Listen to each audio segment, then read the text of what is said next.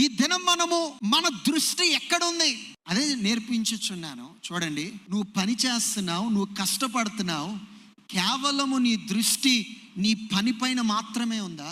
నీ హృదయం ఎక్కడుంది? నీ హృదయం ఎందుకు కలవరము చెందుతుందంటే, అనేక సార్లు నీ జీవితంలో నువ్వు ఎందుకు ఆ వేదన చెందుతున్నావంటే, నీ హృదయము, నీ యొక్క ఆలోచన, నీ నేత్రములు, నీ దృష్టి అంతయు నీ పని, నీ లోకము, ఈ కార్యాలే, వాటిపైన మాత్రమే నువ్వు ఉంచి ఉన్నావు. ఎందుకే నీకేం లేదంటే తృప్తి లేదు.